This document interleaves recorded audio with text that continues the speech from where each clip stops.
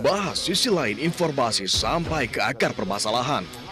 Modal dasar republik ini adalah dialog. Yang masing-masing itu punya kepentingan yang berbeda-beda. Obrolan eksklusif dan menarik untuk menambah wawasan. Lucu-lucu ya. Maka uang yang masuk dalam politik mesti kita bersihkan. Partai-partai politik sudah sibuk bergerilya dari sekarang. Selamat datang di Kasih Paham. Kasih Paham, tayang perdana malam ini pukul 21 waktu Indonesia Barat. Hanya di BTV.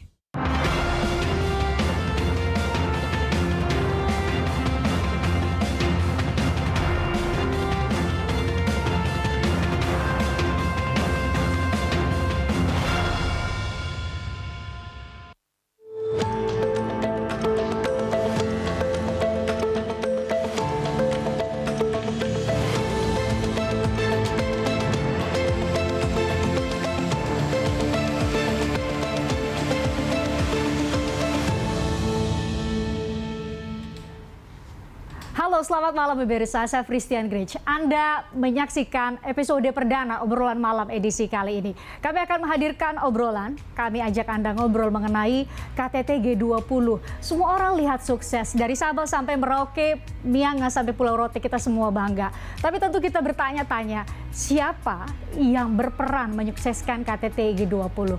Saya akan ajak Anda ngobrol dengan narasumber pilihan kami yang tentu punya cerita banyak di balik layar mengenai kesuksesan KTT G20. Pemirsa, inilah obrolan malam selengkapnya.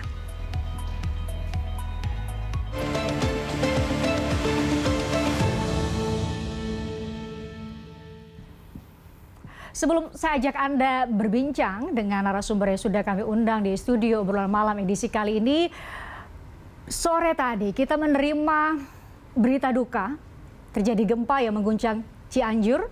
Pada siang hingga sore, gempa mengakibatkan sejumlah kerusakan rumah dan fasilitas umum di sana. Banyak yang korban nih, gempa bumi. Nah, ini visual amatir yang bisa kami temukan, Anda juga mungkin sudah lihat di media sosial. Terjadi gempa magnitudo 5,6 yang mengguncang kawasan Cianjur. Ada korban luka akibat gempa ditampung di halaman rumah sakit. Tadi visualnya Anda saksikan, tepatnya di Rumah Sakit Cimacan, Kabupaten Sukabumi. Nah, dasarnya gempa membuat banyaknya korban jatuh. Kita masih terus menunggu update terbaru karena korban terus bertambah, ya, masih dirawat di rumah sakit. Para tenaga medis juga bekerja keras untuk merawat korban gempa yang rata-rata mengalami luka ringan hingga berat tertimpa reruntuhan bangunan. Seperti yang Anda saksikan, ini dahsyatnya gempa membuat kaca dealer, ini adalah dealer, salah satu dealer mobil di kawasan Cianjur, hancur berantakan. Nah, tidak ada korban jiwa di dalam kejadian ini, tapi bisa Anda lihat dampak kerusakan yang terjadi akibat gempa. Bisa Anda lihat tembok rumah warga juga rusak, roboh, bahkan ya warga pun mengungsi ke tempat aman agar tidak tertimpa bangunan-bangunan yang roboh. Gempa magnitudo 5,6 membuat warga panik. Bisa Anda lihat visualnya, semua keluar rumah. Ini adalah visual amatir yang kami coba kumpulkan. Ya, mereka berusaha untuk menyelamatkan diri keluar dari rumah. Dan usai berhasil menyelamatkan diri, warga harus menghadapi kenyataan rumah mereka rusak parah karena sebagian dindingnya roboh. Bisa kita lihat di visual yang kami tayangkan saat ini untuk Anda.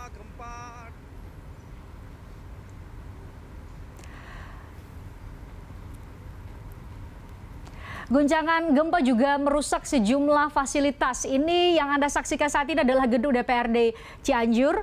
Gempa merusak plafon gedung dan mengakibatkan atap gedung hancur berantakan.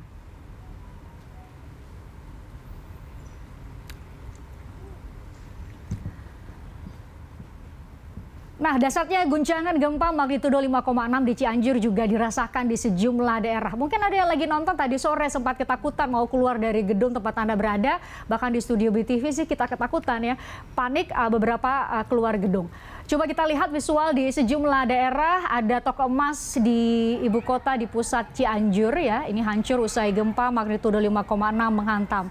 toko mengalami kerusakan parah di bagian atap hingga menimbun seluruh perabotan yang ada di dalam toko. Bisa Anda lihat banyak sekali yang coba untuk mengabadikan menggunakan ponsel mereka. Warga histeris melihat kerusakan masif yang terjadi pada bangunan toko. Tadi saya cerita bahkan di gedung kami tempat mengudara di studio BTV kami juga sangat panik. Mungkin Anda juga ya tadi mengalami siang hingga sore tadi. Nah, dahsyatnya gempa yang mengguncang Cianjur juga mengakibatkan longsor di jalur puncak. Ini visual di puncak, tepatnya di kawasan Cugenang. Gempa memicu longsor yang menutup akses jalan utama. Akibat jalur puncak tak bisa dilalui kendaraan, baik roda 4 maupun roda 2. Bisa Anda lihat, mobil pun harus putar balik ya. Kita lihat ke Bekasi, Jawa Barat. Kita ganti visualnya ke Bekasi, Jawa Barat. Nah, dampak gempa yang mengguncang Cianjur juga terasa di sejumlah daerah lain. Saya sebutkan ini di Kota Bekasi. Warga bisa Anda lihat berhamburan keluar gedung saat gempa terjadi. Gempa terjadi saat mereka baru selesai beristirahat siang dan akan kembali bekerja. Bisa Anda lihat kepanikan yang sama juga terjadi. Kita coba geser ke Depok. Kita lihat bagaimana situasi di Depok siang tadi di Depok, Jawa Barat. Akibat gempa, ratusan ASN berhamburan keluar menyelamatkan diri. Mereka menunggu di tempat aman hingga gempa berhenti dan mereka pun kembali diizinkan masuk ke gedung tempat mereka bekerja. Jadi nungguin di luar gedung gitu ya, di pinggiran jalan. Di Bogor, dari Depok kita bergeser ke Bogor, masih di Jawa Barat. Ada guncangan gempa membuat sejumlah mahasiswa Institut Pertanian Bogor atau IPB berhamburan keluar ruangan. Padahal mereka ini tengah mengikuti sosialisasi keuangan bersama OJK. Kita tahu ada kasus penipuan investasi yang menimpa atau dialami oleh sejumlah mahasiswa dan mahasiswi di Institut Institut Pertanian Bogor.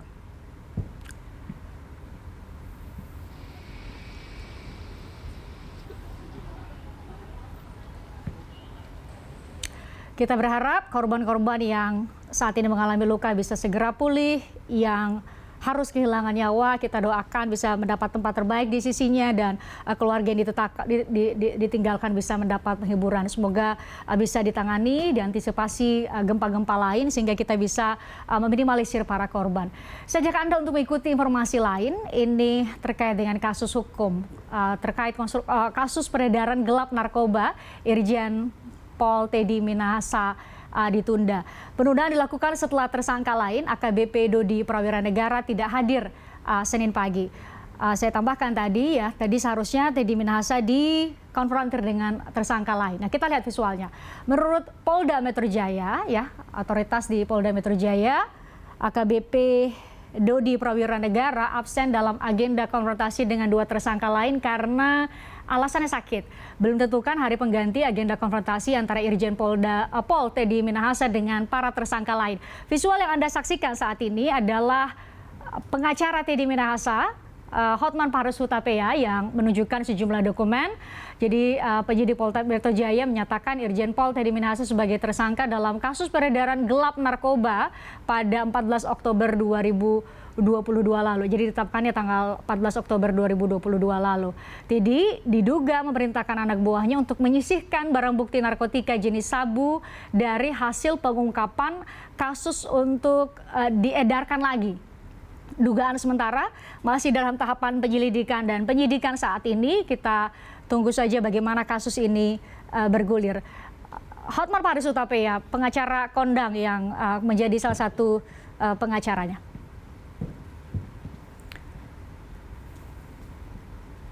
Nah, masih terkait dengan kasus hukum. Ini kasus yang menyedot perhatian publik lebih dari sebulan ini. Bahkan sejak dalam tahapan penyelidikan dan penyidikan. Kasus Verdi Sambo atau tepatnya kasus dugaan pembunuhan berencana terhadap salah satu ajudannya, Yosua Huta Barat, Brigadir Yosua Huta Barat. Persidangannya dilanjutkan pada Senin pagi, menghadirkan 11 saksi atas dalam sidang dengan terdakwa Eliezer. Ada Kuat Maruf dan juga Ricky Rizal. Jadi ada 3 terdakwa. Kita lihat visualnya. 11 saksi terdiri atas 9 polisi dan 2 karyawan swasta. Para saksi tiba di Pengadilan Negeri Jakarta Selatan pada pukul 10 pagi tadi. Saksi yang pertama memberikan keterangan adalah Anita Amalia Dwi Agustin. Nah, ia siapa? Ia adalah karyawan swasta dari Bank BNI. Anita mengungkapkan soal aliran dana dari rekening Yosua ke terdakwa Ricky Rizal senilai 200 juta rupiah. Tentu kita bertanya-tanya apa dan untuk apa uang sebesar 200 juta. Kenapa harus berpindah dari satu rekening ke rekening lain? Disebut terjadi setelah Yosua dinyatakan meninggal atau saat ini diduga dibunuh secara berencana oleh Verdi Sambo CS.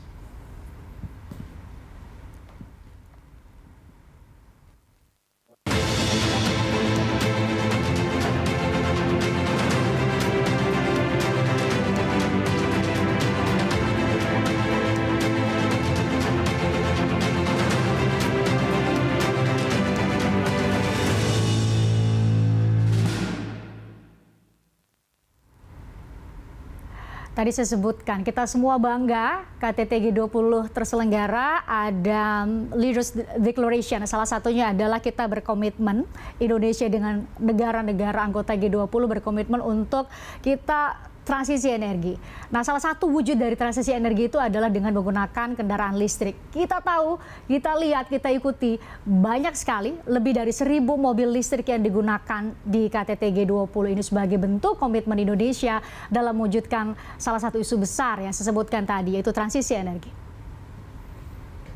Indonesia sebagai tuan rumah dalam pelaksanaan konferensi tingkat tinggi KTT G20 yang dihadiri oleh 17 pemimpin negara anggota. Perhelatan ini sukses digelar di Nusa Dua, Bali pada tanggal 15 hingga 16 November 2022 lalu. KTT G20 membahas 3 isu utama yang diusung di bawah presidensi Indonesia. Arsitektur kesehatan global, transformasi digital, serta ekonomi hijau dan transisi energi. Gelaran ini menjadi ajang pamer Indonesia dalam penggunaan kendaraan listrik yang secara resmi digunakan sebagai transportasi dalam KTT G20. Mobil listrik berbasis baterai, battery electric vehicle, digunakan untuk menunjang mobilitas tamu negara. Selain mobil kendaraan ramah lingkungan yang mewarnai KTT G20, ada pula motor dan bus listrik. Sebagian besar pemimpin negara anggota G20 menggunakan mobil listrik. Tidak hanya berhenti sampai pada KTT G20 saja, pemerintah pusat, daerah terus berusaha mengembangkan kendaraan listrik, merancang peta jalan penggunaan kendaraan listrik sebagai alat transportasi ramah lingkungan. Sosialisasi digalakan kepada semua lapisan masyarakat, instansi terkait, dan pelaku otomotif. Penjabat Gubernur DKI Jakarta Heru Budi Hartono saat ditemui di acara Electric Vehicle Fun Day di Bundaran HI Jakarta Pusat menjelaskan, kendaraan listrik menjadi solusi dalam mengurangi polusi. Electric Vehicle Fun Day juga dihadiri Menteri Perhubungan Budi Karya Sumadi, Menteri ESDM Arifin Tasrif, dan Ketua Umum Periklindo Muldoko. Rombongan konvoi dengan menggunakan motor listrik dari Balai Kota hingga Bundaran HI. Pemerintah mengklaim KTT G20 sebagai momentum komitmen Indonesia dalam mewujudkan transisi energi. Lantas, bagaimana pemerintah bisa memastikan kendaraan listrik berkelanjutan? Tadi sudah ada pertanyaan, yaitu bagaimana kita mewujudkan transisi energi, konkretnya apa sih? Itu satu. Yang kedua, tentu kita bertanya-tanya, mobil listrik banyak, pesawat yang datang ke Bali itu banyak dengan segala aturan protokoler dan lain-lain. Ada sosok di balik kesuksesan itu semua yang datang di studio obrolan malam edisi kali ini. Saya ajak Anda ngobrol dengan beliau.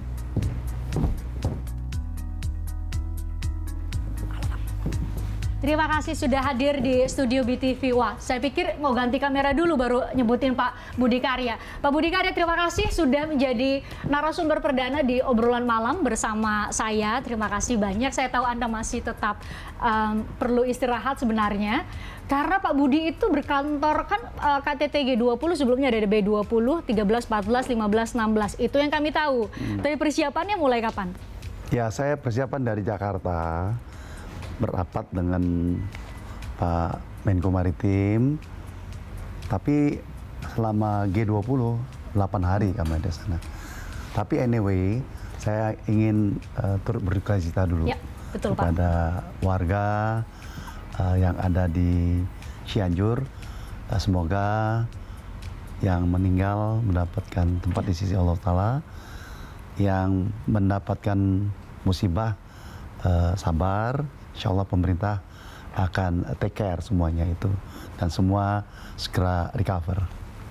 Iya Pak, terima kasih banyak. Kami juga sangat berduka cita, makanya kami dari tadi mencoba untuk mengabarkan, memberikan informasi kepada stakeholder termasuk pemerintah agar penanganan korban maupun berbagai evakuasi yang harus dilakukan memang dilakukan secepat mungkin, karena bisa jadi masih ada yang tertinggal atau harus tetap bertahan di rumah masing-masing ya Pak Budi.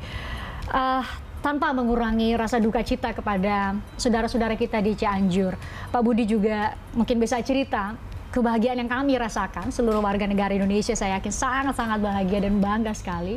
Pak Budi bilang tadi 8 hari ininya berkantornya. Kalau kami lihatnya Pak, pesawat itu masuk ke Bandara Ngurah Rai di luar dari pesawat komersil biasa banyak sekali. Kebayang nggak Ngurah Rai itu segitu saja ukurannya, tapi Bapak harus mengatur traffic. Itu salah satunya. Belum lagi laut dan darat. Mungkin Bapak bisa cerita dulu yang udara. Jadi memang udara ini kita rada punya keterbatasan ya, karena take off landing yang di sana kira-kira 300. Sementara kita punya tamu lebih dari 20 dan harus mendapatkan waktu yang tertentu dan separasi waktu tertentu. Jadi itu bisa menghabiskan waktu yang panjang. Nah, pada saat kedatangan relatif terkontrol dengan baik, karena 2 hari, pada sore hari dan pagi hari. Tetapi pada saat kepulangan itu tanggal 16 sama-sama. Bersamaan ya? Bersamaan. Pada waktu yang bersamaan. Jadi gimana tuh ngatur, negara ini, kepala negara ini yang lebih dulu, kemudian kepala negara ini, belum lagi permintaan dari protokoler Pak Menteri. Semula kita nggak tahu mereka minta jam berapa. Saya usulkan dengan Pak Luhut, Pak, kita buat fix mereka. Ya. Si A di jam ini. Alhamdulillah ya 90% ikut. Kalau nggak itu bayangkan Bali itu ada commercial flight yang juga mendatangkan tamu-tamu tuh G20 di situ. Akhirnya dengan dasar itu kita bisa mengatur mereka dengan satu waktu tertentu. Tapi tidak semua bisa ikut. Nah, mungkin bisa cerita siapa yang bandel? Oh, nggak usah deh siapa. Itu kan berbicara mengenai negara. Tapi jenis bentuk kebandelan apa yang dilakukan oleh protokoler kepala negara tertentu, katakanlah? Waktunya nggak pas. Maksudnya? Jadi ada beberapa waktu. Kan kalau kita merencanakan itu jam 12 siapa, 12.15 siapa, 12.30 siapa gitu. Tapi ada beberapa negara yang nggak tepat waktu. Alasannya? Nggak jelas alasannya. Oke, jangan-jangan kepala negaranya ketiduran atau masih menikmati pantai di Bali. Barangkali gitu. Tapi itu insya Allah bisa kita handle dengan memberikan satu pengumuman. Jadi beberapa hari, 2 hari sebelum KTT, kita informasikan. 1, mulai dari tanggal tertentu sampai tanggal tertentu, itu seyogyanya tidak usah ke Bali. Kalau ke Bali, Anda harus sabar dengan flight yang bisa malam, bisa pagi, dan bisa menunggu di udara. Oke, waktu tunggu di udara sebelum mendarat landing ya. Nah, itu yang kita sampaikan. Jadi alhamdulillah pada saat hari-hari kita melaksanakan itu nggak ada yang komplain. Langka penumpang pesawat udara itu tidak komplain, karena mereka sudah tahu ada itu, ini kerjaan besar dan kita informasikan itu. Jadi pada saat ada beberapa negara yang terlambat itu, ya terpaksa penerbangan dari Jakarta kita tunda dulu, Ya. dari Surabaya kita tunda, hingga matching, tetap matching. Jadi tamu negara kita utamakan Ya. sesuai dengan protokol Mereka. karena kita tidak mungkin mengintervensi, dan kami ikut apa yang disampaikan oleh Kemenlu. Oke, Pak, mungkin yang paling menjadi pertanyaan kami gini, kalau ngaturnya para kepala daerah, mungkin Pak Menteri secara struktural, secara hierarki gampang diatur. Tapi ini masing-masing kepala negara, orang nomor satu di negaranya, itu ada cerita yang mungkin Pak Menteri bisa bagi dengan kami, ketemu dengan atau harus mengatur kepala negara lain yang adalah orang nomor satu di negara masing-masing, itu gimana? Jadi kami sebenarnya juga sedikit takut, ya. Oh ya. Sedikit takut karena kalau di aviasi itu kalau satu masalah itu terblow up dengan besar. Oke, masalahnya misalnya?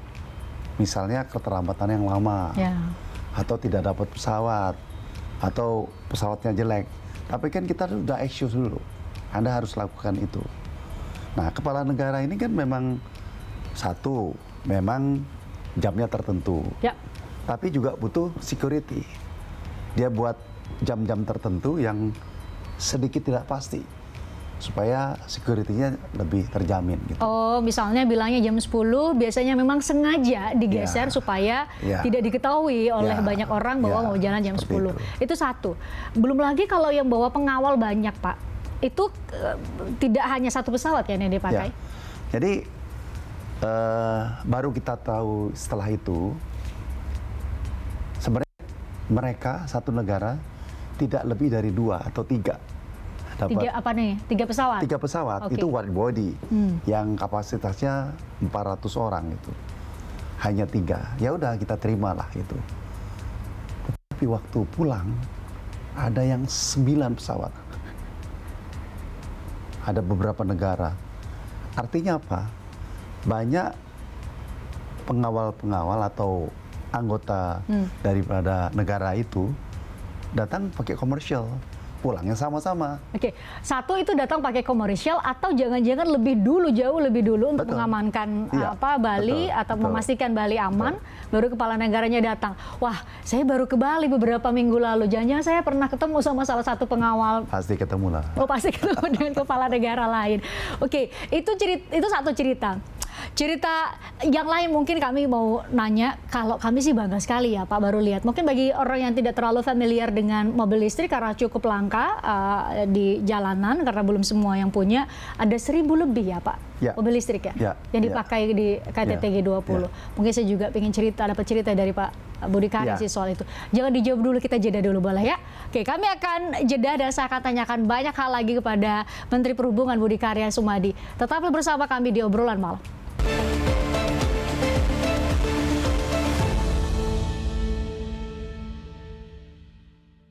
Halo guys, sekarang cuma dengan satu jari, semua urusan listrik langsung beres, res.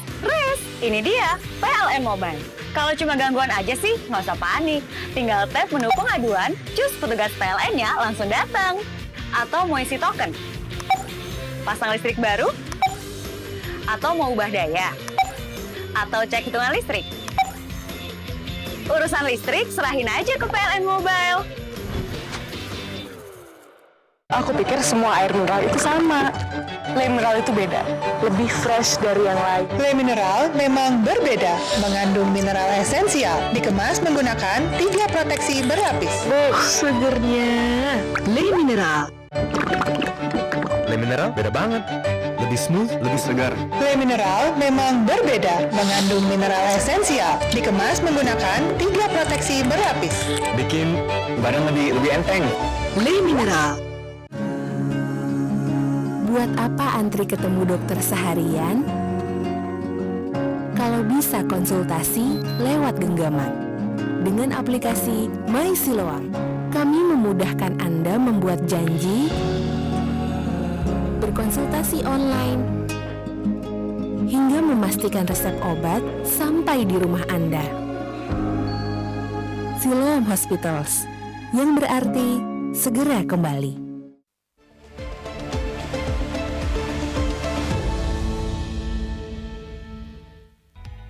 kembali bersama kami di obrolan malam. Saya masih ajak Anda untuk ngobrol dengan Menteri Perhubungan Budi Karya Sumadi. Tadi bicara mengenai trafik atau lalu lintas di udara.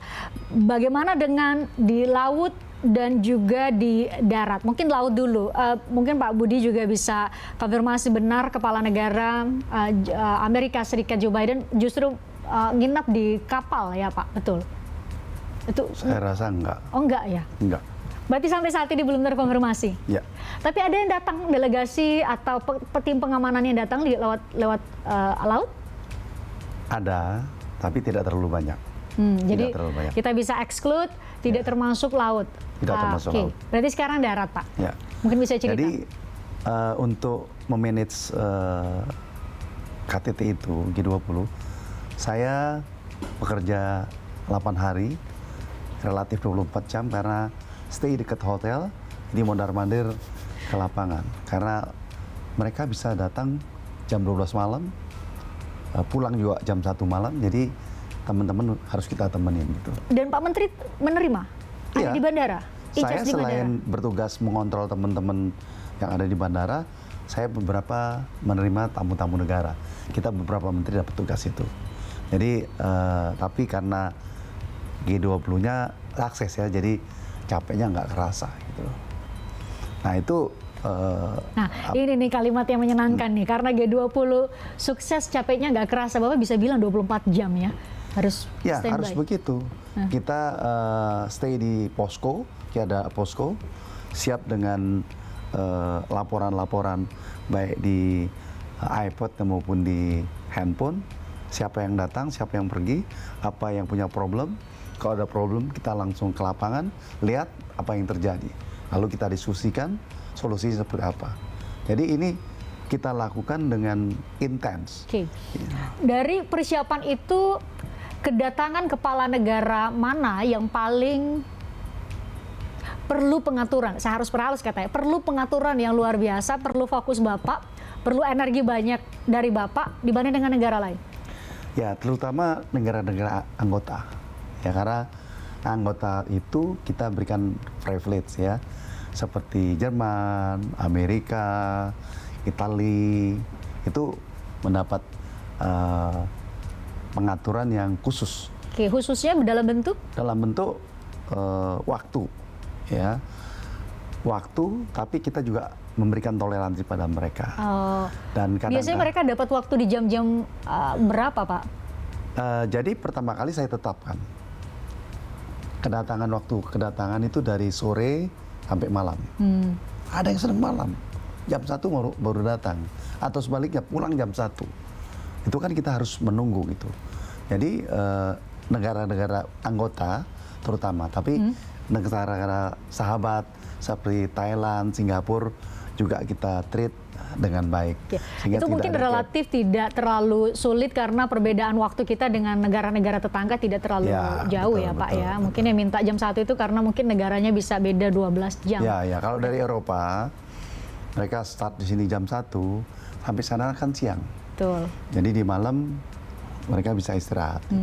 Jadi jam 1 waktu pulang PM Itali datang pulang pada saat jam 1 malam ya, kita tunggu. Nah saya jadi penasaran, Pak Budi bilang 8 hari, standby hampir 24 jam, Bapak bisa kuat standby selain semangat untuk bisa menjaga wajah, muka negara ini, bisa memberikan pelayanan terbaik kepada kepala negara, kepada kepala delegasi, apa yang membuat Bapak bersemangat?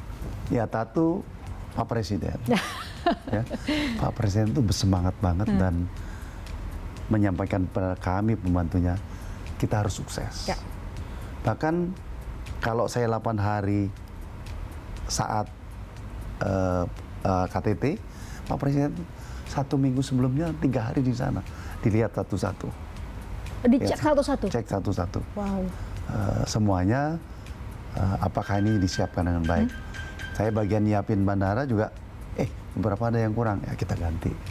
Nah itu terjadi di mana-mana. Jadi kita bersemangat, even Presiden juga care dengan apa yang kita siapin gitu. Kalau belum pantas, ya kita harus improve. Wow, Presiden sampai mengecek satu persatu. Betul. Setiap bidang. Ya. Wah, kalau Presiden bisa detail, Bapak lebih harus detail lagi. Harus. Nah, bagaimana koordinasi dengan misalnya Polri, Lantas Polri misalnya ya, karena di darat, atau dengan stakeholder lain? Mungkin Bapak bisa cerita tuh. Jadi nih kalau di sektor darat itu, Kementerian Perhubungan itu yang mengambil policy. Leading sector? Leading sector mengambil policy. Jadi peraturannya apa? Peraturannya kita sepakati dari arahan tentunya ketuanya Pak Menko. Sehingga lalu lintas itu harus jam berapa saja diadakan. Policy itu kita buat secara tertulis. Satu yang agak unik, kita tetapkan ganjil genap. Oh, di Bali ya? Di Bali. Oke, tidak pernah ada ganjil genap di Bali? Nggak pernah, di Bali nggak pernah. Saat KTT ada? Ganjil genap. Tapi yang mengeksekusi adalah polisi. Ada atau tidak diskresi di tangan polisi. Jadi kita nggak ada overlapping. Polisi ikut kita karena dalam koordinasi kepanitiaan. Pada saat eksekusi dilakukan oleh Polri, dibantu oleh TNI. Jadi relatif ya lancar lah ya. Akhirnya yang kami lihat di layar itu ini di baliknya ya. Saya mau minta kita berpindah ke visual lain supaya Pak Menteri ini juga pemirsa bisa melihat ini. Ini pemandangan yang jarang, karena saya katakan tadi Pak Menteri mungkin di kota besar seperti Jakarta, mungkin di daerah lain juga sering melihat di jalanan ada mobil-mobil listrik. Kalau di Bali utamanya saat penyelenggaraan KTT G20 itu ada lebih dari 1.000. Tepatnya berapa Pak jumlahnya?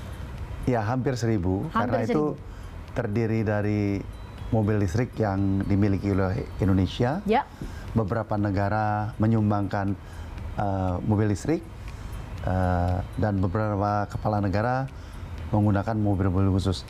Dan satu, pada saat G20 kita bisa membuat bis merah putih. Karya anak bangsa. Karya anak bangsa. Jadi itu kolaborasi antara Kemenhub, Kementerian Dikti, universitas, dan beberapa BUMN. Jadi itu kita dari 1 tahun dari sebelum acara ini, kita mempersiapkan itu. Jadi universitas mempersiapkan riset tentang baterai, mempersiapkan riset tentang elemen-elemen itu, desain dan sebagainya. Kita kolaborasi sama-sama. Akhirnya dalam 1 tahun ada bus karya anak bangsa yang bisa kami lihat. Iya. Dan digunakan di KTT G20. Yang warnanya merah itu ya. Nah, jadi kita lakukan dengan bangga, dan ini menjadi satu format untuk kemudian Indonesia bisa memproduksi sendiri mobil listrik yang sangat besar untuk ukuran kita, namanya bus merah putih. Nantinya bus merah putih karena sudah ada apa namanya Pak, kalau mau diluncurkan untuk industri, bukan pilot project tapi ya sudah ada produk sebenarnya. Apakah nanti akan dikomersilkan atau nanti akan dibawa Kementerian Perhubungan, akan mungkin kami gunakan di kendaraan-kendaraan umum di wilayah-wilayah di Indonesia? Jadi konsepsi daripada utilisasi kendaraan listrik diantaranya adalah melakukan endorsement atau mendukung kendaraan massal dari bis, taksi, sampai motor. Bis, taksi, motor. Kan itu dimiliki oleh swasta selama ini. Nah bis, kalau kita beli bis, kan lumayan mahal kan? Nah, kami selaku regulator dan juga yang mengatur, saya berikan namanya buy the service. Kami apa itu? Mensubsidi tarif antara kos yang dikeluarkan oleh penggunaan bis sama daya beli masyarakat. Sebentar, konkretnya berarti kalau... Jadi kalau satu bis jatuhnya satu orang itu bayarnya? Bayarnya katakanlah 50.000. Ya. Kita kenakan 10.000, yang 40.000 disubsidi. Wow, jadi lebih murah dong ya. Ini berarti satu dari sekian banyak insentif yang disiapkan sama pemerintah untuk ajak kami semua buat bertransisi setidaknya lewat mobil listrik. Itu. Dan itu akan kita gunakan setelah KTT di Surabaya dan di Bandung. Oh, wow. Nih. Sekalian deh pengumuman ke warga Surabaya dan Bandung, berarti bus tadi karya anak bangsa nanti siap-siap Anda bisa gunakan. Harganya mungkin diskon tadi berapa tuh, 50.000, mungkin Anda hanya bayar 10.000. Ya. Wow, kapan tuh Pak kira-kira? Jadi ini jeda sebentar aja, mungkin bulan depan sudah kita laksanakan di Surabaya sosialisasi untuk menggunakan itu. Selama ini kan pakai bis yang combustion. Nah, dengan ini kita lakukan, ini menjadi pioneer, bahkan nanti antar kota pun menggunakan bis listrik. Antar kota menggunakan bus listrik. Ya. Artinya Bapak mau bilang bahwa teknologi atau pengembangan teknologi mobil listrik itu semakin baik sehingga bisa digunakan jarak jauh? Bisa. Wow. Kami membuktikan 20 kendaraan listrik itu touring dari Jakarta menuju Bali. Ini saat KTT kemarin? Iya, kemarin ini. Jadi 3 hari sebelumnya kita touring dari Jakarta, termasuk mobil saya berhenti di Cirebon sama di Jember. Wah, saya lupa nih cerita. Saya sudah tahu sih Bapak setiap hari itu pakai mobil listrik ya? Iya, saya pakai mobil listrik. Ya. Nah, mungkin Bapak bisa cerita pengalaman Bapak menggunakan mobil listrik pribadi nih ya, mobil listrik pribadi itu seperti apa sih bedanya? Mungkin yang belum punya mobil listrik, termasuk saya nggak punya mobil listrik Pak. Gimana rasanya? Beda di kemudinya atau pengalaman apa? Satu, nggak ada suara. Ya. Lebih halus ya? Lebih halus. Yang kedua, kalau kita steer itu tarikannya cepat. Oh iya, dibanding dengan mobil konvensional? Dibanding biasa, lebih cepat mereka gitu. Dan kalau kita bicara uang, memang harganya lebih mahal, tapi bensin dan listrik itu kira-kira cuma 10% atau 20%. Jadi kalau sehari biasanya kita pakai 30 liter kali 10.000, ada 300.000. Ini cuman tidak sampai 50.000. Jadi perbedaan cost yang kita keluarkan harian itu selisihnya banyak. Tapi saya puas lah. Memang menjadi keharusan kita punya dong beli. Wah, Pak Menteri minta saya beli, berarti harus ada insentif juga yang diberikan kepada kami. Apa itu Pak? Ada. Jadi insentif. Saya mau nabung dulu sekalian, mau nunggu insentif dari pemerintah. Satu, kan ada ganjil genap. Ya. Oh, berarti nggak perlu, nggak perlu takut ganjil genap. Kebetulan nih kantor BTV di Universe itu di wilayah salah satu jalan protokol di Jakarta. Bagi Anda mungkin bukan warga Jakarta, Gatot Subroto. Jadi saya selalu kena ganjil genap. Iya, Pak. jadi kalau yang tadinya mesti punya 2 mobil, cukup 1 mobil. Nah, ya, itu satu. Yang kedua? Parkir juga. Nanti DKI akan memberikan tarif khusus. Lebih murah? Lebih murah. Ya. Berikutnya? Ketiga, sebenarnya dari pajak yang dikenakan itu lebih murah.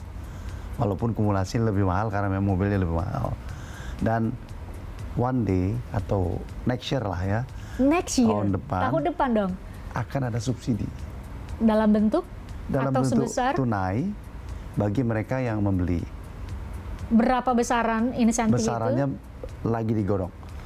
Dan saya senang sekali terutama motor. Kenapa? Motor itu kan harganya kira-kira 15 juta. Motor listrik sekarang ada yang 14, ada yang 12 juta. Jadi relatif sama. Relatif sama akan dapat subsidi.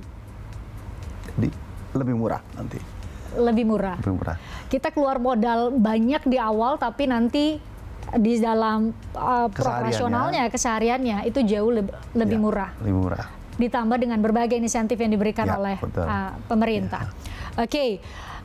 Saya harus jeda, saya mau banyak nanya ke Pak Menteri, termasuk juga mungkin kita perlu untuk mendengarkan dan melihat SPKLU, Stasiun Pengisian Kendaraan Listrik Umum. Kalau kita mengenalnya bagi kita yang punya mobil konvensional namanya SPBU.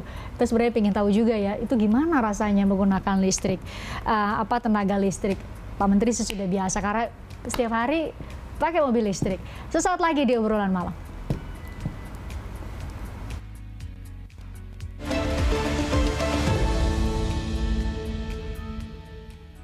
Aku pikir semua air mineral itu sama. Le mineral itu beda, lebih fresh dari yang lain. Le mineral memang berbeda, mengandung mineral esensial, dikemas menggunakan 3 proteksi berlapis. Segernya. Le mineral beda banget. lebih smooth, lebih segar. Le Mineral memang berbeda, mengandung mineral esensial, dikemas menggunakan 3 proteksi berlapis. Bikin badan lebih enteng. Le Mineral. Ini keluargaku, banyak orangnya, dan semua butuh internet. Makanya internet rumahnya Orbit. Jadi bisa gini, gini,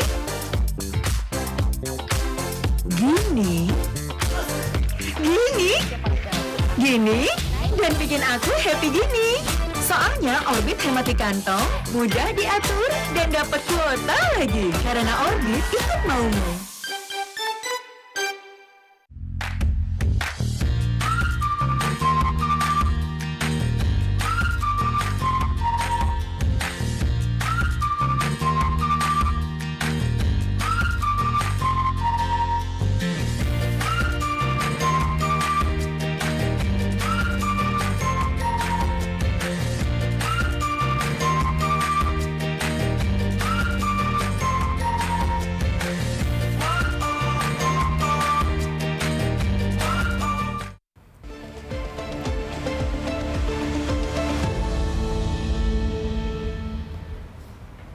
Kalau tadi saya cerita, saya sendiri belum menggunakan mobil listrik karena saya masih nabung dulu.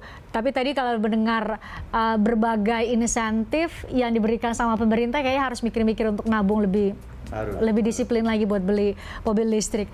Ternyata tidak hanya saya, tapi mungkin banyak orang di luar sana yang belum memilih untuk menggunakan mobil listrik karena berbagai alasan.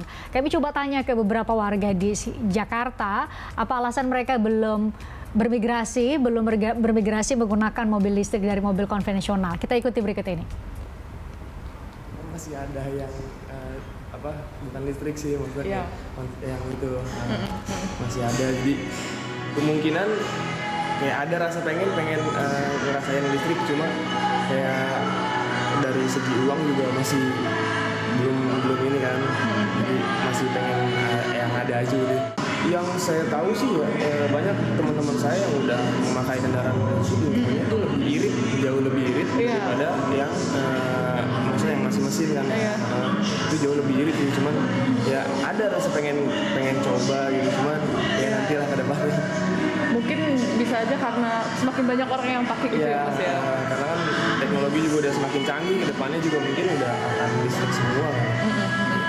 Kalau itu mungkin karena masih kurang edukasi aja ya tentang kendaraan listrik, ya sekarang tuh masih kurang banyak informasi tentang kendaraan listrik gitu. Jadinya masih bingung-bingung aja gitu. Dibandingkan kendaraan konvensional kan dia berisik gitu, maksudnya ada suara mesinnya gitu. Cuman kalau untuk kendaraan listrik itu kan suaranya lebih minim gitu. Jadi kayak saya lebih suka aja gitu. Kebetulan juga saya juga kerja di bidang otomotif. Ya, mengikuti dulu biasanya. Trial kan biasanya kalau yang awal-awal gitu. Kemudian harganya juga masih mahal gitu kan. Baterainya apalagi. Saya sih biar tidak terlalu ada kebisingan ya. Ya, kalau buat saya pribadi gitu, saya lebih suka tenang di jalan gitu. Itu sih, sama ya pasti hemat energi, BBM juga pastinya langka dan mahal. Iya, berarti itu alasan nanti kalau misalnya Mas itu lebih terpacu lagi untuk bisa mengganti pasti mau nggak mau saya juga pasti akan.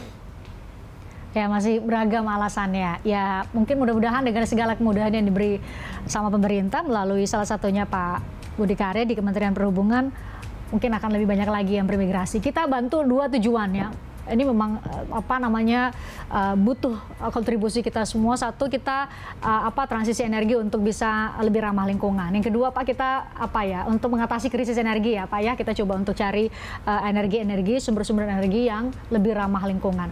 Dari tadi yang saya tanya Pak Budi terus, Pak Menteri Perhubungan terus sudah bergabung secara virtual. Ketua Komunitas Mobil Listrik Indonesia. Wah, ternyata sudah ada. Unik sekali namanya, Koleksi Komunitas Mobil Listrik Indonesia. Ada Pak Arwani Hidayat yang sudah tersambung melalui secara daring, bergabung bersama kami. Sudah ditampilkan di layar. Selamat malam Pak Arwani. Selamat malam Mbak Christian. Pak Arwani, di studio ada Pak Menteri Perhubungan, mungkin Anda mau menyapa? Selamat malam Pak Menteri, salam sehat. Sehat selalu Pak Menteri. Pak Keren Arwani. Pak, jadi ketua komunitas. Wah, dapat jempol nih dari Pak Menteri. Karena dapat jempol, Kita mungkin sudah- bisa cerita kepada kami Pak Arwani, kenapa Pak Arwani pribadi, kenapa memilih untuk menggunakan mobil listrik?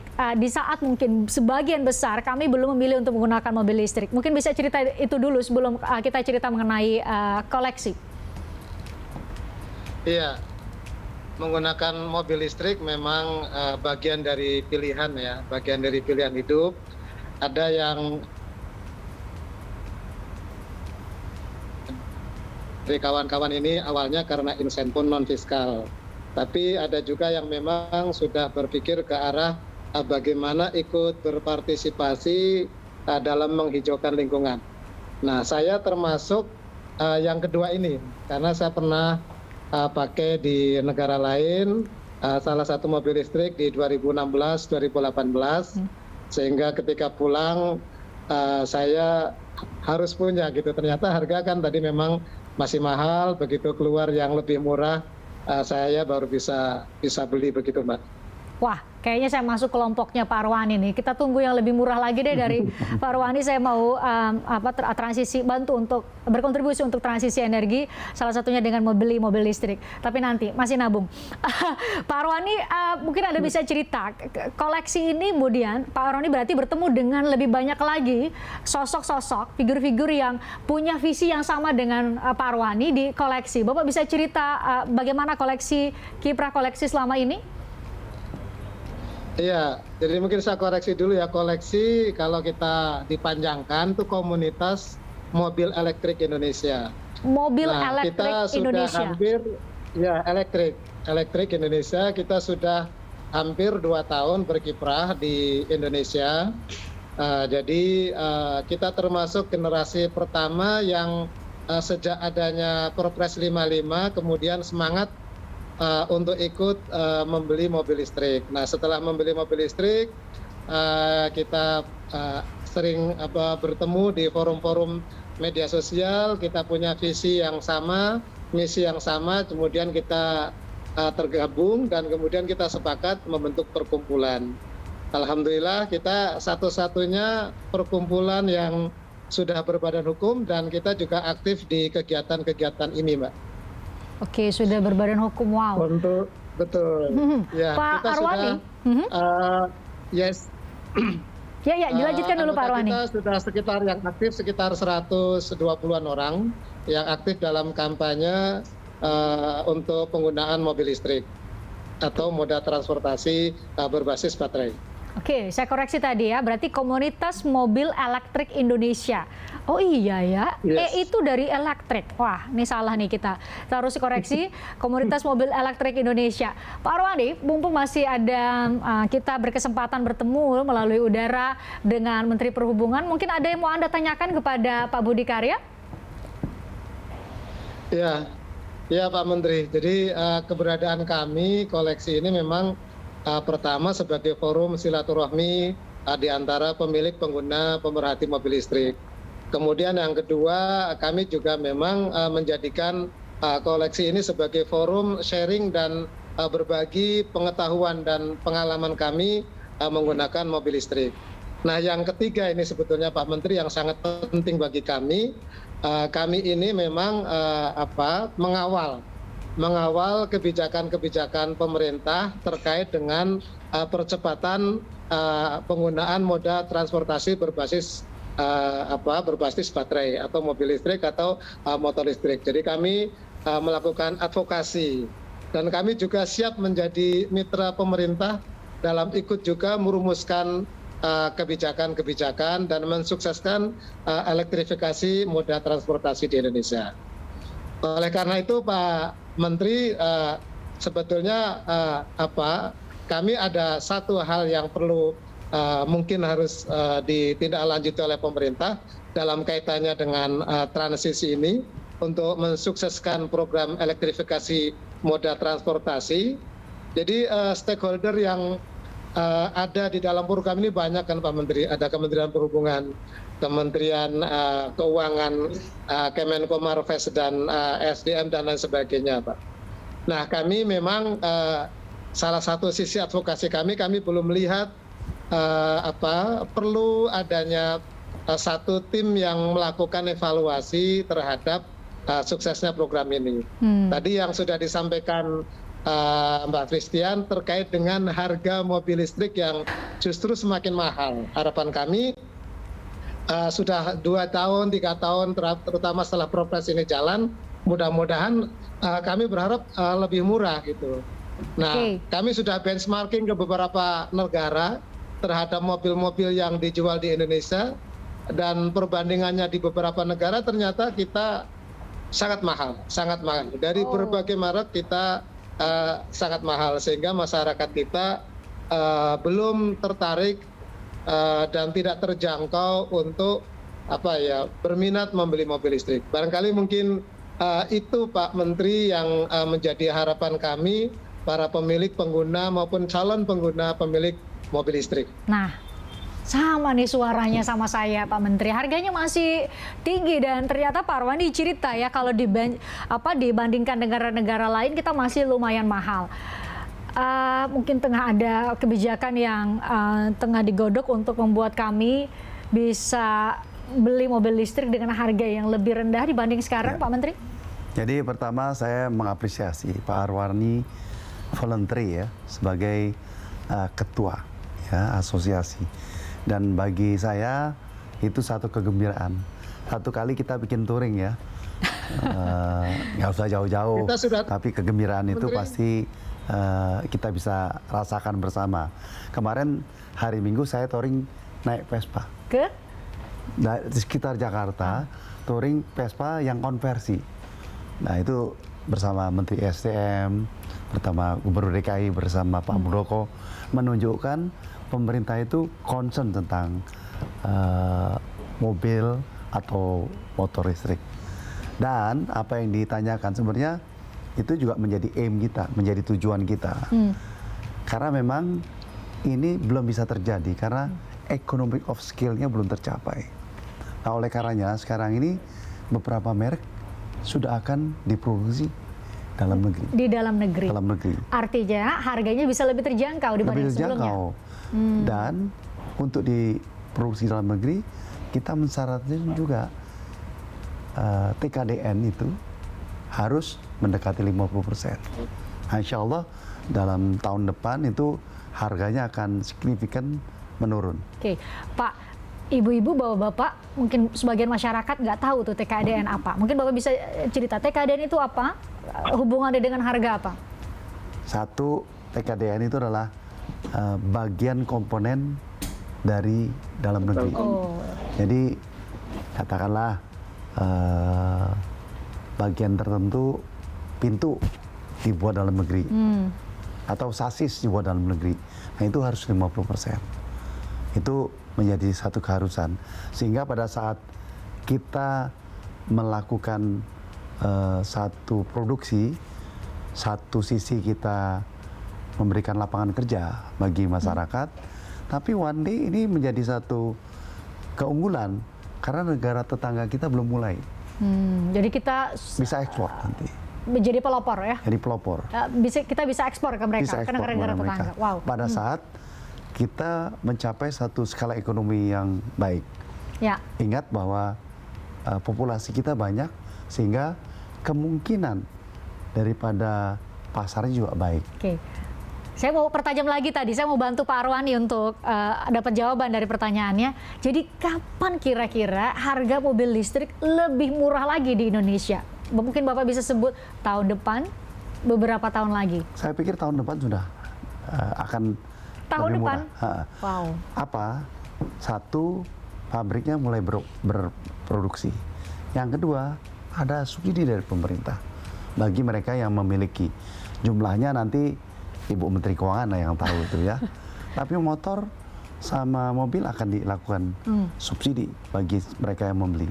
Jadi satu sisi karena skala ekonominya memadai, besar, harganya lebih murah, TKDN-nya banyak, tetapi nanti disubsidi juga. Jadi effort pemerintah ini sangat banyak dan tujuan akhirnya kita tidak saja sebagai pengguna, secara makro Indonesia juga sebagai pengekspor mobil listrik. Oke, Indonesia bisa menjadi pengekspor mobil listrik dan itu bisa menjadi sumber pendapatan negara juga. Tadi juga bisa menjadi meningkatkan daya serap. Jadi mungkin bagi Anda yang nganggur mungkin bisa ikut bekerja, jadi bisa dapat pekerjaan karena sebagian besar spare part-nya diproduksi dalam negeri. Pak Arwani juga mungkin ini menjadi pertanyaan sebagian besar. Anda mungkin punya pengalaman mengenai infrastruktur pendukung mobil listrik. Kalau punya mobil listrik itu kalau mobil konvensional kan SPBU hampir di setiap titik di jalanan di seluruh Indonesia mungkin. Tapi mobil listrik bagaimana? SPKLU itu bagaimana? Ya, infrastruktur untuk mobil listrik kan kita ada yang punya pribadi di rumah. Jadi rata-rata setiap pembelian mobil listrik kita mendapatkan portable charging, kemudian wall charging. Nah, so far untuk penggunaan di dalam kota memang kita tidak ada masalah apapun. Artinya sepanjang range-nya itu antara 300 km, kita tidak ada problem untuk menggunakan daily use. Memang kita baru ketemu problem itu kalau kita sudah keluar kota, antar provinsi yang sudah di atas 300 km. Maka kita tentunya memerlukan infrastruktur yang disebut dengan SPKLU, Stasiun Pengisian Kendaraan Listrik Umum. Nah, alhamdulillah sih Pak Menteri, kami sebelum Pak Menteri kemarin ke Bali 20 mobil yang dari Kemenhub, kami koleksi sudah memulainya, kami sudah mencoba rute Jakarta-Bali tanggal 7 Juli. 7 Juli kami memulai kegiatan e-mobility day dengan PLN. Jadi kita mengkampanyekan penggunaan kendaraan listrik baik motor maupun mobil dari Jakarta ke Bali dan kami tidak mengalami problematika sepanjang perjalanan. Kami bisa melakukan pengisian meskipun karena jumlah SPKLU-nya masih terbatas, kami masih melakukan antrian tidak bisa melakukan pengisian bersama-sama. Dan kami juga terus mendorong PLN agar segera melakukan pemerataan, terutama besaran atau kapasitas SPKLU terpasang, dan beberapa titik yang sudah kami juga selaku user sudah mengusulkan kepada PLN mulai dari Jawa Barat, dari Banten sampai ke Bali yang sudah kami alami.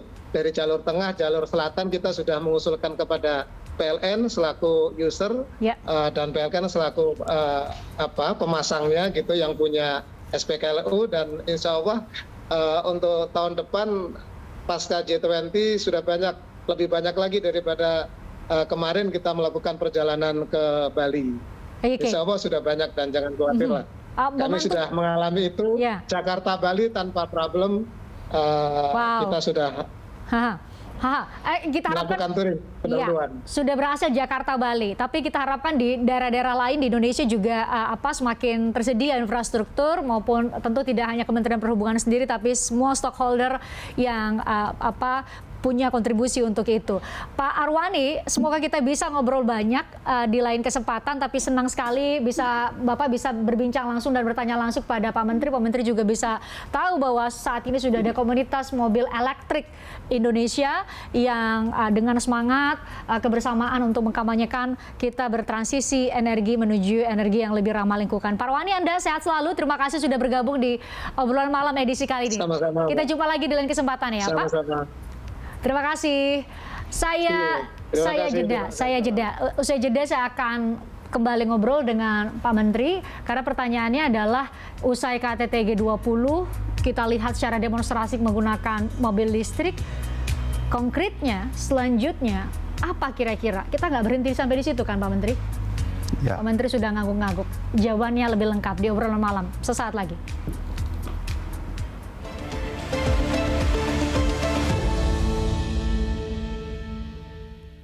Aku pikir semua air mineral itu sama.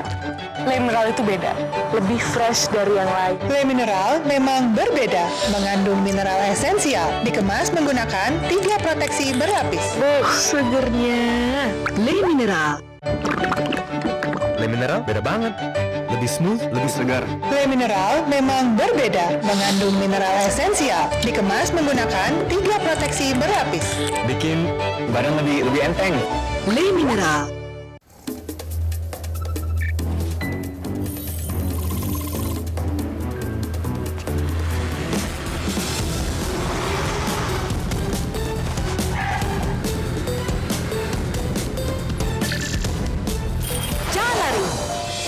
Mobil ini untuk kamu, karena kamu saat bertransaksi dengan BNI Mobile Banking. Kumpulkan poin, lalu tukar jadi kupon undian di BNI Mobile Banking dan menangkan hadiahnya. Gak pakai nanti. Transaksi sukses, hadiah makin dekat.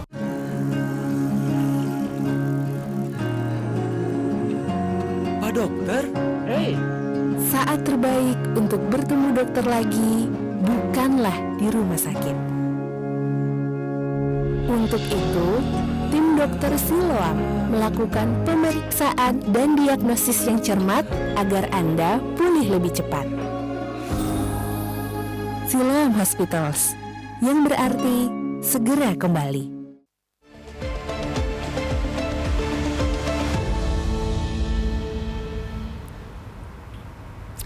Anda kembali bersama kami di Obrolan Malam. Saya masih bersama dengan Menteri Perhubungan Budi Karya Sumadi. Saya tadi sebelum jeda bertanya, ini pertanyaan yang ada di kepala kita semua. Setelah KTT G20 secara demonstratif kita pakai mobil listrik, ke depannya konkretnya dalam waktu dekat, apa yang bakal dilakukan oleh pemerintah, setidaknya melalui Kementerian Perhubungan, untuk kita mengakselerasi transisi energi setidaknya satu melalui penggunaan mobil listrik termasuk untuk transportasi umumnya, Pak ya? Ya. Jadi pertama kali kita mendapatkan suatu perintah. Jadi ada instruksi Presiden untuk penggunaan kendaraan listrik untuk kementerian dan lembaga. Inpres nomor 7 tahun 2022. Betul. Kami punya visualnya, kita tunjukkan kepada pemirsa apa sih sebenarnya isi dari instruksi Presiden nomor 7 tahun 2022, sembari Pak Menteri menjelaskan. Jadi mobil-mobil dinas itu harus memakai mobil listrik. Seyogyanya. Karena memang tidak semua KL punya anggaran. Tapi saya punya clue yang baik bahwa kalau memiliki mobil tidak harus membeli, tapi bisa leasing. Leasing, own, after certain period. Nah itu bisa dilakukan, sehingga setahun per tahun itu kita tidak mengeluarkan uang yang banyak. Dan kita sudah lakukan di Kementerian Perhubungan. Jadi singkat kata, kalau mengenai strategi, udah ada payung hukum, ya tentu saya menghimbau dong kepada teman-teman dari kementerian lain, lembaga lain, ayo beli. Kita udah punya 30, nanti tahun depan tambah lagi. Nah kalau ada 100 KL, sudah berapa jumlah yang banyak. Yang kedua, kita memang mengakselerasi penggunaan kendaraan umum dengan listrik, yaitu bis, taksi, dan motor, ojol. Ya. Nah, mengapa mereka menjadi pioneer? Satu, mereka itu tersentralisir di beberapa tempat, sehingga mengenai charging kan nggak masalah. Kedua, CAPEX-nya memang relatif tinggi, tapi OPEX-nya biaya operasi murah dan itu dinikmati oleh pengendara. Ya. Pada akhirnya balik lagi ke kami sebagai pengguna. Yang ketiga, kami melakukan suatu finding seperti Pak Arwani, kelompok-kelompok ya. Pak Arwani di mobil, saya berapa bulan yang lalu ketemu pemuda-pemuda Vespa lama dikonversi. Secara mandiri, dimodifikasi istilahnya. Modifikasi, konversi. Ke listrik ya? Ya, ke listrik. Jadilah itu motor konversi, dan itu satu inisiasi kan. Kita bayangin motor di Indonesia itu udah 133 juta. Wow, banyak sekali. Banyak sekali. Hampir separuh kita separuh penduduk kita ya. Jadi kalau kita semuanya baru mungkin tidak mudah juga gitu. Maka inisiasi konversi ini menjadi suatu inisiatif. Saya membeli, dan kemarin minggu kita touring di Jakarta, terus tunjukkan pada masyarakat bahwa ini lapangan kerja, ini suatu ide yang baik, ini natural dari masyarakat. Nah, kalau masyarakat ini ada Pak Arwani, ada elders namanya gitu ya, ada macam-macam, itu pasti ada suatu kumulasi masyarakat ikut serta. Iya. Nah, kami lakukan itu semuanya. Ini berarti Pak Menteri mau bilang bahwa transisi energi salah satu hal yang bisa kita lakukan adalah kita menggunakan mobil listrik, dan itu butuh kontribusi dari kami semua. Ya. Nah, mungkin Bapak bisa cerita sosialisasi yang dilakukan oleh Kementerian Perhubungan, karena kan nggak hanya kebijakan, tapi kebijakan juga perlu untuk disosialisasikan. Mungkin Bapak bisa cerita mengenai itu. Ya, jadi satu yang ilmiah.